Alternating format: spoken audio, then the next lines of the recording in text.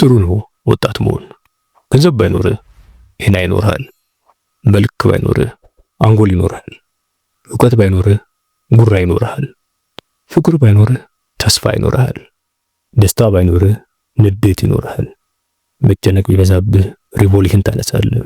መኖር ካስጠላ ወይ ቢያቅት ራስን ትገላለህ። ሰው ባያቆም ኩሉ ታሪክ ይኖርሃል። ወጣት ነህና ይለናል ሕይወትን ያለ ፍሊተር ከነብጉራ ይኖራት መምህር፣ ደራሲ፣ ጋዜጠኛ፣ አምደኛ፣ ፈላስፋ አታይ በመጽሐፍ ላይ ገጸ ባህሪ ሆኖ ነው ያለፈው። ስብሐት ክብር እግዚአብሔር፣ ስብሐት ለአብ። ስብሐት ይቀጥላል። ጠዋት ስትነሳ ተመስገን በል፣ በረከቶቹን ቅጠር ይለናል። ጠዋት ከእንቅልፍ ስትነሳ ተመስገን በል፣ ሞተ ልታድር ትችል ነበረ። ካልጋ ወርደህ ስትቆም ተመስገን በል፣ በሆነ ምክንያት ያልጋ ቁራኛ ሆነ ልትቀር ትችል ነበረ። ስትጠራራ ደስ አይልም? እንደዚህ ስትደስ አይልም? ምን ጠራራት ሊያጠኝ ያልክ ተመስገን በል። ደግሞ ከዛ በፊት ሽንት ወጥሮ ስትሸና የጠጣኸው ውሃ ሽንት ሆነ መውጣቱ፣ ይሄ የማታውቀው ተአምር በውስጣችሁ በመስራቱ ተመስገን በል። ከዛ ደግሞ ስትሄድ መንገዱ ሁሉ ጤና ነው። ታክሲው፣ ሰው፣ ምኑ፣ ለማኝ፣ መነኩሴው እሱን ስታይ ተመስገን በል። ምክንያቱስ ጄኔራል ጸጥ አድርጋችሁ የሚባል ጄኔራል ጨለማን ተገን አድርገው በታንክ ወደ ከተማው ገብቶ ሀገሩ ሁሉ ጸጥ ብሎ ይቆየስ ምን ታደርግ ነበር? ጠላት አለኝ ይሆን እንዴ? ተመልሼ ልግባ? ደግሞ ተመልሰው ገባ ይሉኛል ምናምን ትል ነበር። ሀገር ሰላም በመሆኗ ተመስገን በል እያልክ ትሄዳለህ ይለናል ጋሽ ስብሐት። ግዴለሽና ተራሷ መስሎ መታየት የመረጠው ባለ አእምሮ ስብሐት ለአብ ይችን ምድር ከሚያዝያ 27 1928 እስከ የካቲት 12 2004 በመሰለው መንገድ በግልጽነት ኖሯት አልፏል። ስብሐት ኢትዮጵያውያን ሁሉ የኔ ልደት ያከብሯል ይል ነበር። በምድር ቆይታው የተሰማውና ያመነበትን ተናግሯል፣ ጽፏል። ለገንዘብ ሳይሆን ለስሜት ጻፈው፣ እንደወረደ ጻፈው የሚለው ስብሐት ሐሳቡ ለዛ ባለው መንገድ እንደወረደ ጽፏል። ቢታተምም ባይታተምም እኔ የተሰማኝን ጻፍ ይለናል። ስለ በርካታው ማህበራዊ ጉዳዮች በግልጽነት የጻፈው ስብሐት ለአብ ከጻፏቸው ቁም ነገሮች ይልቅ ብልግናው ለጆሮ ቆምጠጥ የሚሉት እየተመረጠ ሲነገርና ሲተረት እንሰማለን እናያለን። እንደሚታወቀው ስብሐት ሲበዛ ግልጽና ለአእምሮ ታማኝ የሆነ ሰው ነው። ለግልጽነቱ ምስክርነት እንዲሆን ወዳጁ ዘነበ ወላ ስለ ስብሐት እንዲህ ይናገራል። ለስብሐት ሁሉም ሴቶች ቅዱስ ናቸው ይለናል ዘነበ ወላ።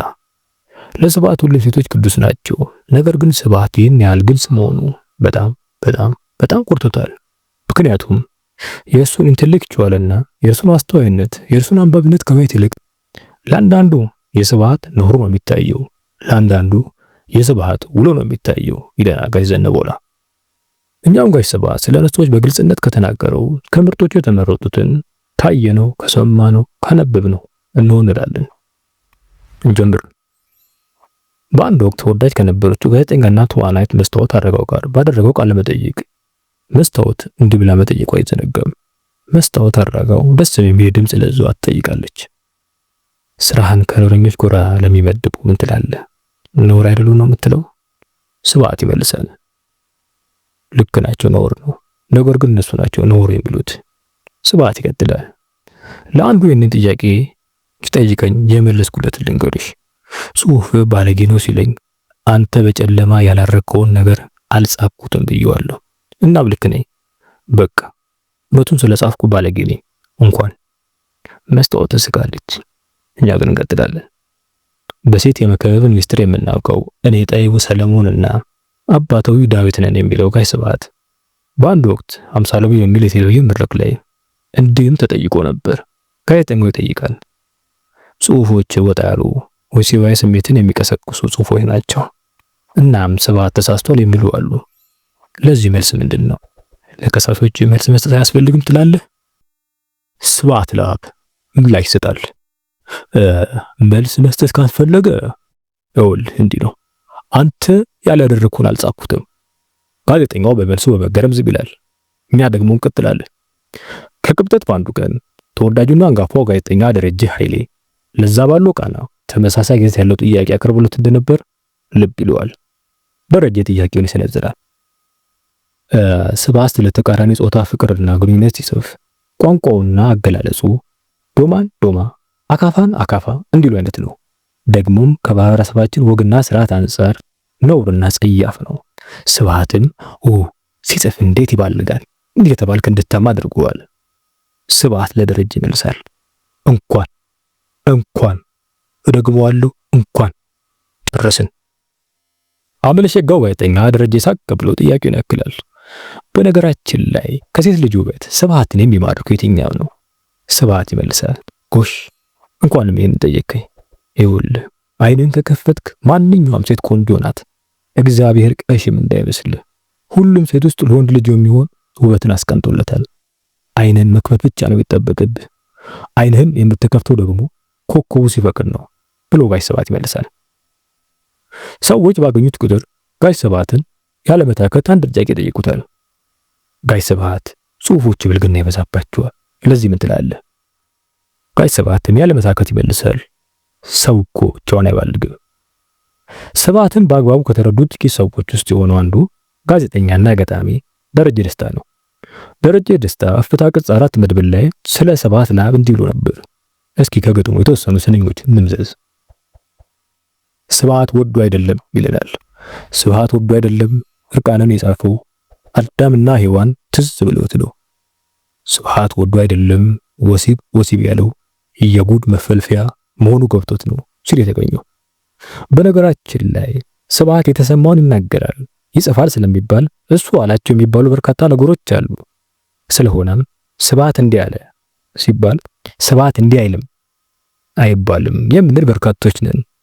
እስኪ ስብሐት ያላቸውን አላቸው ከተባሉት ደግሞ የተወሰኑትን እኔ በአንድ ወቅት ነው አሉ ጋሽ ስብሐት 567 የሚለው መጽሐፉ በውጭ ቋንቋ ተተርጉሞ መጽሐፉ በደማቅ ሁኔታ እየተመረቀ ነው።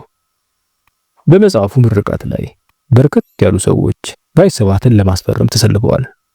ስብሐትም በበኩሉ ለሴቶች ቅድሚያ እየሰጠ ማስፈረሙን ተያይዞታል። ወዳጁ ዘነበላ ለጋሽ ስብሐት ሁሉም ሴቶች ቅዱስ ናቸው ብሎንም የለ። በተከታታይ ለቺኮቹ ሲፈርም ማየት የሰለቸውና በስጨት ማለት የጀመረ አንድ ጋዜጠኛ ስሙን ለጊዜ እናቆየው ድምፁን ከፍ አድርጎ ምንድነው ለኛም ፈርምልና ወደምንሄድበት እንሂድ እንጂ ሲል በስጨት ብሎ ጥያቄውን ያቀርባል። መልስ የማያጣውና ጨዋታ አዋቂው ጋሽ ስብሐት መልሱን በቀልድ አዋስቶ ይመልሳል። ምን ያደለው ጡት ላይ ይፈርማል? እኛን የማንም ኢማም ወረቀት ላይ ካልፈርምክልኝ ብሎ እንባ ከረዩ ይላል በማለት ታዳሚውና ጋዜጠኛውን ማሳቋ ይዘነጋው። እንቀጥል። በአንድ ጊዜ ደግሞ እንዲህ ሆነ ተባለ። ጠያቂ ስብሐት ለአብን እንዲህ ሲል ይጠይቃል ወይም ይሞግታል። ጋሽ ስብሐት ስለ ሴት ልጅና ወሲብ ለመጻፍ እኮ 4 ገጽ ይበቃ ነበር። ስብሐት ይመልሳል። አዎ ልክ ነህ፣ 4 ገጽ ይበቃ ነበር። ልጅቷን ጀንጅኖ ለማሳመን 140 ገጽ አይጀብኝ እንጂ ሲል ይመልሳል። እዚህ ጋር የጋዜጠኛና ገጣሚ ደረጀ ደስታን ግጥም የተወሰኑ ስንኞች ዳግም መምዘዝ ሊሆንብን ነው። እንምዘዝ። ስብሐት ወዶ አይደለም ገለጽ ለቀቅ ያለው ሰውና ፍጥረቱ እያስገደዱት ነው። ስብሐት ወዶ አይደለም ግልጽ ልሁን ያለው መታፈኑን ጠልቶ አየር ፍለጋ ነው። አንጋፋው ጋዜጠኛ ደረጃ ኃይል ይጠይቃል። ከሀና በኋላ ሚስት አገባ? ሀና የጋሽ ስብሐት የመጀመሪያ ሚስት ሆኗል። አንረሳም? ስብሐት ላይ ይመልሳል። አዎ አገባው፣ አሪፍ ሚስት፣ እንደኔ ወፈፍ የሚያደርጋት። ደረጃ ኃይሌ በአግረሞት ሲጋር ተመሳሳይ ጊዜ ያለው ጥያቄ በአንድ መድረክ ላይ ተወርውሮለት ነበር። ተመልካች ይጠይቃል። አፍቅር ያለው ብሎ ነበር እና ፍቅር ማለት ትልቅ ነገር ነው፣ ጸጋ ነው። አንድ ያፍቅረዋል፣ ሁለት ያፍቅረዋል፣ ሶስት ያፍቅረዋል። እንዴት ነው አንደኛው ፍቅር ሊረሱ የሚችሉት? ማለት የተፈቀረ ሰው ይረሳል? ስብሐት ደስ በሚል ለዛ ይመልሳል። ለምን ረሳዋለሁ? የመጀመሪያውም እዚህ ውስጥ ነው። ጋሽ ስብሐት ወደ ልብ እየጠቆመ ሁለተኛውም እዚህ ውስጥ ነው። ሶስተኛው፣ አራተኛው፣ አምስተኛው፣ 6፣ 7 አሁን 8ኛ ናት። እሷ ለዘላለም ነው የምትኖረው። ተመልካች ጥያቄውን ይቀጥላል። ከአንደኛዋ ጋር በምን ተጣሉ? ማለት ያፈቀረ ጠያቂ ጥያቄውን ሳይጨርስ ጋሽ ስብሐት መመለስ ጀምራል። አልተጣላሁም። እኔ ከፍቅረኞቼ ጋር ተጣልቼ አላውቅም። አንዷን ኑሮ ለየ፣ ደርጉ መጣ፣ ዓለም በጠበጠ። ማለት የኔን ዓለም እኔና ሀና ተለያየ። ሀና ወደ እንግሊዝ መሄዷን አይዘነጋም። ስብሃት ማብራራቱ ይቀጥላል። ሌላዋን አገባው፣ ቀድማ ሞተች። ሞኝነቷ 2 እታያ ፍቅርኳት የሰው ሚስት ነበረች። ታዳሚው ስቃል። ስብሃት ፈገግ ይልና ይቀጥላል። በስርቆት አይደለም በይፋ ነበር። ምክንያቱም ባሏ ሀገር ውስጥ አልነበረ። እንዲህ ያልክ ትቀጥላለህ እንጂ አትጣላም፣ አትኳርፍ። እንዲህ እልሃለሁ፣ እርስ በርሳችሁ ተፋቀሩ አልተባለ? ጋይ ስብሃት መልሱን በጥያቄ ይዘጋል። ታዳሚው ስቃል። ጋይ ስብሃት በስሱ ፈገግ ይላል። ጋይ ስብሃት አእምሮ የሚጠላው ነገር ምክር እንደሆነ ይነገራል። መምከርም ሆነ መከራ አይስማማው። ጠያቂው ይጠይቃል፣ ጋይ ስብሃት የምትጠላው ነገር ምንድን ነው? ጋይ ስብሃት ይመልሳል፣ ሰው መምከር። ጠያቂ ጥያቄውን ይቀጥላል። ጋይ ስብሃት እንደው ማንንም መክር አታውቅም? ስብሃት ይመልሳል፣ አንድ ጊዜ ምክር ያውቃለሁ። ጠያቂ ማንን? ታገል ሰይፉን። ስብሃት ይመልሳል፣ እንደው ምን ብለህ መከርከው? ጠያቂ ይጠይቃል። ስብሃት ይመልሳል፣ የማንንም ምክር አትስማ ብዬ መክሬዋለሁ። እንቀጥል። ስብሃት ጫት ሲቅም የደረሰ አንድ ወጣት ነው አሉ። ስብሃትን ይመክረዋል። ጋይ ስብሃት ጫት አይቃሙ፣ ጫት መቃም ሱስ ያስይዛል፣ እኔ አልቅም። ጋይ ስብሃት ምንም መልስ ሳይሰጠው ሲጋራውን ይለኩሳል። ወጣቱ የጋይ ስብሃትን ሲጋራ ይመለከትና ምክሩን ይቀጥላል። ጋይ ስብሃት ሲጋራ አያጭሱ፣ ማጨስ ሱስ ያስይዛል፣ እኔ ለምሳሌ አላጨስም። ስብሃት መልስ ሳይሰጥ ቡናውን ያዛል። ትጠጣለህ? ወጣቱን ይጋብዛል። ወጣቱ ይመልሳል፣ ቡና አልጠጣም፣ ቡና ሱስ ያስይዛል፣ ሱስ ደግሞ ጥሩ አይደለም። ስብሃት ምንም መልስ ሳይሰጠው ቡናውን ያጣጥማል። በስተመጨረሻም ስብሃት ጉሮሮውን ማርጠብ ፈልጎ መጠጣት ይጀምራል። ወጣቱ ምክሩን ይቀጥላል። ጋይ ስብሃት መጠጥ አይጠጡ፣ መጠጥ ሱስ ያስይዛል፣ እኔ ለምሳሌ ሱስ እንደያዘኝ መጠጥ አልጠጣም ሲል ስብሃት አየት ያደርገውና ስማኝ ወጣቱ፣ ከሱስ አላበለጥክም፣ ሱስ የመፍራት ሱስ አለብህ ይለናል ደራሲ አለማየሁ በላቃይ። ስብሃት ሲበዛ ግልጽና ቀጥተኛ ሰው ነው። በአንድ ወቅት ከተመልካች የመጣ ጥያቄ ተብሎ እንዲህም ተጠይቆ ነበር።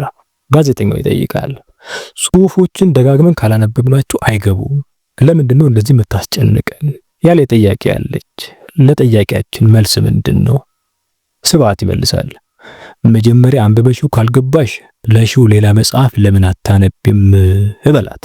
ደጋግመሽ ያነበብሽው ቢጥምሽ ነው የማነሽ ቆንጆ ወብልልኝ። ጋዜጠኛውም ስብሃትም ይስቃሉ። ስብሃት ሲበዛ አራዳ ነው። የሚባልና የማይባል ያውቃል። ሰዎች እንደሚሉት ላለመሆኑ ማሳያ አንድ ምሳሌ እንምዘዝ። በአንድ ወቅት ጋዜጠኛ መስተዋት አድራጋው እንዲህ ብላ ስብሃትን ጠይቀው ነበረ፣ እንደው በሰማው ቁጥር የሚያስቀል ምንድን ነው? ስብሃት አሰብ ያደርግና ይመልሳል፣ ባለጌ ስለሆነ ይቅርብሽ። የስብሃትን ድድና ከፍ ለማድረግ በገጣሚ ዮሐንስ ሞላ ግጥም እንጠቅልል። በስብሃት ህልፈተ ሕይወት ሰሞን ገጣሚ ዮሐንስ በግጥም ይህንን ብሎ ነበር።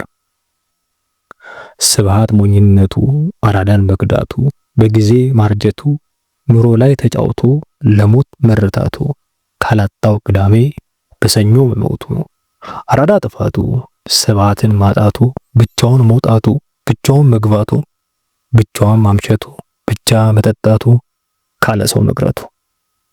የስብሃት ለአብ ግልጽነት ይደርብን። አሜን።